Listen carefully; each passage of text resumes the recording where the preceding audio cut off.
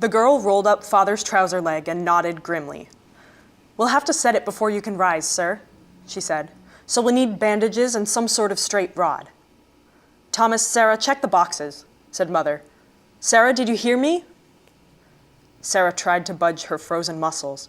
She wanted to rise and help Thomas search, but some invisible force had rooted her to the spot, trapping her in front of her injured father. "I'll go," offered the physician's daughter, and she and Thomas crossed the factory floor to search the boxes that Thomas had discarded. Sarah relaxed her fists, which she'd unconsciously clenched against her apron. Thomas and the girl returned with a rod and strips of fabric. Regaining mobility at last, Sarah lurched to her feet.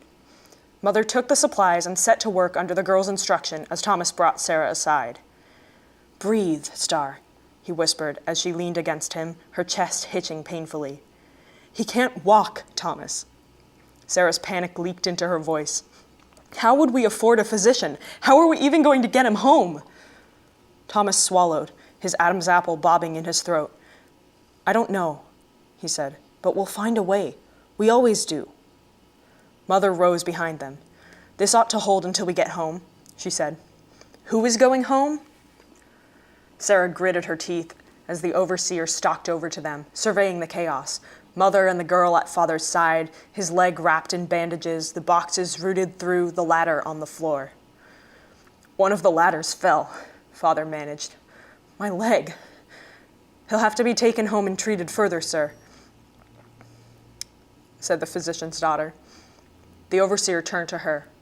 "These four are family," he said, "but you are the fifth to waste my precious time. Go back to your post." He rewarded her kindness with a tap to the legs with his cane. Sarah let out a breath, fuming. Thomas tensed beside her.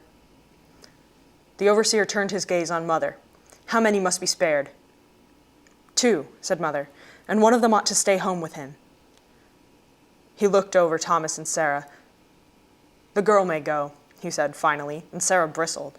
"The boy has got a man's strength." Thomas knelt and slung Father's arm over his shoulder to help him rise. They looked at Sarah, who shook her head, struck with an idea. "I can't lift him, sir," she said. "Someone with a man's strength would do better." The man huffed in annoyance and thrust the cane from him, where it clattered to a stop behind the nearest loom, then helped Thomas lift Father to his good leg. Father's face contorted in pain. Sarah tiptoed to where the cane had fallen and tucked it into the folds of her skirt, then edged towards the side door to the street and slipped outside. She planned to be far away by the time he noticed it was gone.